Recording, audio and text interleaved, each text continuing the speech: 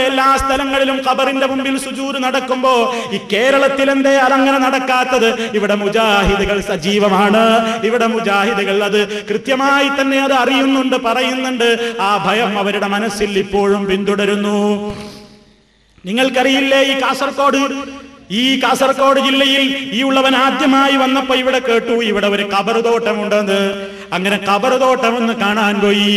Acre കണക്കിന് കവുങ്ങും തോട്ടത്തിനിടയിലതാ വലിയ നല്ല വില കൂടിയ മാർബിളൊക്കെ പതിച്ചിട്ട് എത്രയോ 100ഉം 110ഉം ഒക്കെ അടി നീളത്തിലും 50ഉം 60ഉം ഒക്കെ അടി നീളത്തിൽ ഇങ്ങനെ ഓരോ കൃത്യമായ നിലക്ക് ഇങ്ങനെ ജാറങ്ങൾ കെട്ടിപ്പൊന്തിച്ചിരിക്കുന്നു. കവുങ്ങ് മുറിച്ചിട്ട് അവിടെ ജാറമാ. കാരണം എന്താ? അടക്ക കമ്മിയാണ്, ഇത് നല്ല വരുമാനമാണ്.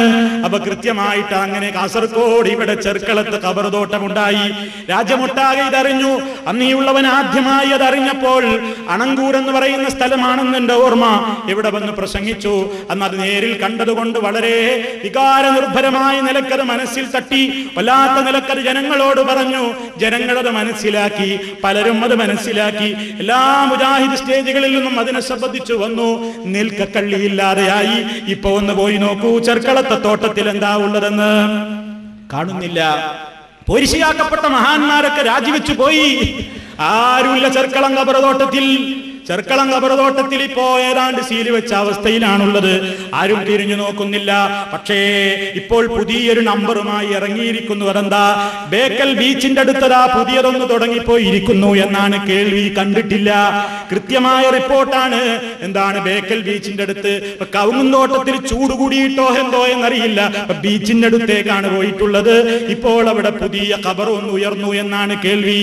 എന്താണ് അവിടെയുള്ള കറാമത്ത്? ആ ഖബറിന്മേലൊരു ചെടിയുണ്ട് പോലും. ആ ചെടിയിന്മേൽ പെണ്ണുങ്ങൾ അവർക്ക് ആഗ്രഹം എന്ത് തന്നെ ഉണ്ടെങ്കിലും വളയൂരിയിട്ടിട്ടാൽ പെണ്ണിന്റെ കല്യാണം ഉറപ്പ്. സാധാരണ ചെക്കൻ പെണ്ണിനെ ഉറപ്പിച്ചാൽ പെണ്ണിന്റെ കയ്യിൽ ആ വളയിട്ട് കൊടുക്കൽ അതും ആദ്യമായി ഇസ്ലാമിലുണ്ടോ ഇല്ലേ എന്നല്ല, ഞാനത് വേറെ വിഷയമാണ്. ചില സ്ഥലങ്ങളിൽ അങ്ങനെ കാണാറുണ്ട്. പെണ്ണിനെ ഉറപ്പിച്ചു കഴിഞ്ഞാൽ ഒരു വളയിട്ട് കൊടുക്കാറുണ്ട്. പിന്നെ ഉറപ്പാണിതാണ്. ഇവിടെയോ, ഇവിടെ ജാറത്തിന്റെ മേലെ ഒരു കുറ്റിയുണ്ട്, അതിന്മ വളയിട്ടാ ഇവിടെ കല്യാണം ഉറപ്പാണ് പോലും. അതേപോലെ തന്നെ എല്ലാ വ്യാഴാഴ്ചയും 3 വ്യാഴാഴ്ച തുടർച്ചയായി പോയാൽ എല്ലാ മുറാദുകളും ഹാസില്. ഏതൊക്കെ മുറാദാ ക്യാൻസൽ എന്ന് എനിക്കറിഞ്ഞൂടാ. നിങ്ങൾ ചിന്തിച്ചു നോക്കൂ സഹോദരന്മാരെ. അല്ലാഹു സുബ്ഹാനഹു വ തആല പറഞ്ഞ ഇടത്ത് നിന്ന് പിടുത്തം വിട്ടാൽ ഇന്ന് ജാറം കവുങ്ങുന്തോട്ടത്തിലാണെങ്കിൽ നാളെ ബീച്ചിലാണ്. അവിടെയും പിടുത്തം വിട്ടാൽ അടുത്തത് ഇനി വേറെ ഏതെങ്കിലും പറമ്പിലാണ്. ഉമയ്യുശ്രിക ബില്ലാഹി ഫകഅന്നമാ ഖറ മിനസ് സമാ ഫതഖ്തഫുഹു അത്ത്വയ്റു ഔ തഹ്വീ ബിഹി റീഹു ഫീ മകാനിൻ സഹീഖ്.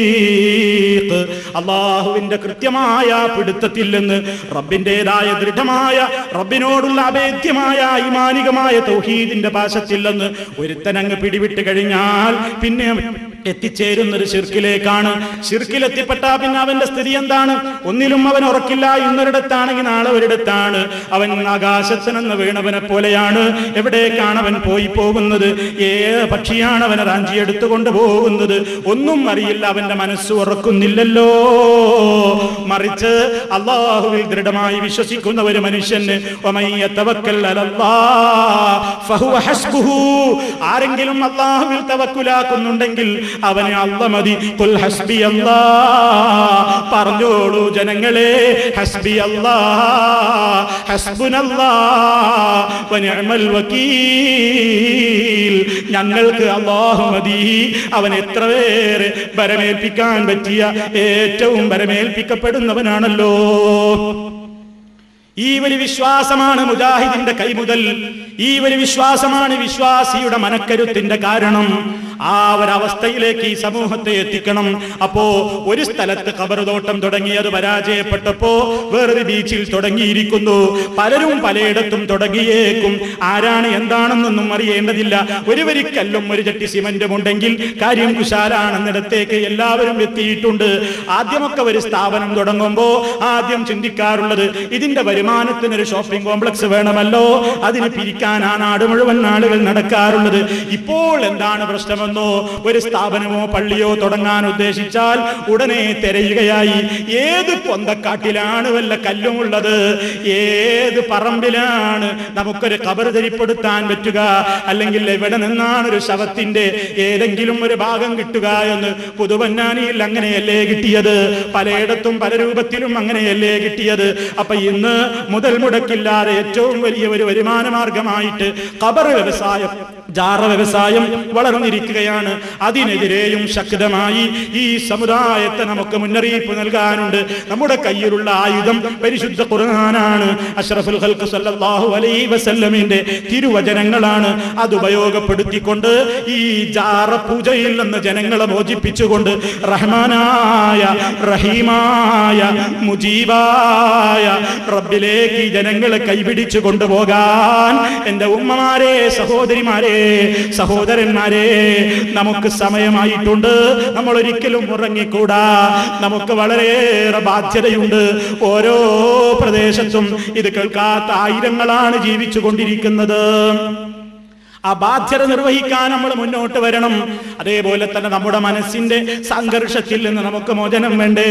സംഘർഷഭരിതമായ മനസ്സല്ലേ ഇന്ന് മനുഷ്യന്റെ ഏറ്റവും വലിയ പ്രശ്നം. നമുക്കതിൽ നിന്ന് മോചനം കിട്ടാൻ അല്ലാഹു സുബ്ഹാനഹു വ തആല പറഞ്ഞത്, യാ അയ്യുഹല്ലദീന ആമനു ദിക്റുല്ലാഹ ദിക്റൻ കസീറാ വസബ്ബിഹൂ ബുക്റതൻ വഅസീലാ. ഓ വിശ്വാസികളെ, നിങ്ങൾ അല്ലാഹുവിനെ ധാരാളമായി ഓർക്കണേ. അവനെ നിങ്ങൾ പ്രഭാതത്തിലും പ്രദോഷത്തിലും പ്രത്യേകിച്ചും നിങ്ങൾ വാഴ്ത്തിക്കൊണ്ടിരിക്കണേ. നമ്മുടെ മനസ്സിന്റെ സംഘർഷമുണ്ടാകുമ്പോ, മനസ്സിന് ദുഃഖമുണ്ടാകുമ്പോ, എന്തിനു മനസ്സേ നീ സങ്കടപ്പെടണം? നിന്റെ റബ്ബ് നിന്നെ കാണുന്നുണ്ടല്ലോ, നിന്റെ റബ്ബ് നിന്നെ കേൾക്കുന്നുണ്ടല്ലോ, നിന്റെ റബ്ബ് നിന്റെ പ്രയാസങ്ങൾ നീ അറിയുന്നതിന് മുമ്പേ അറിഞ്ഞവനല്ലേ. അവനെ ഓർത്തോ.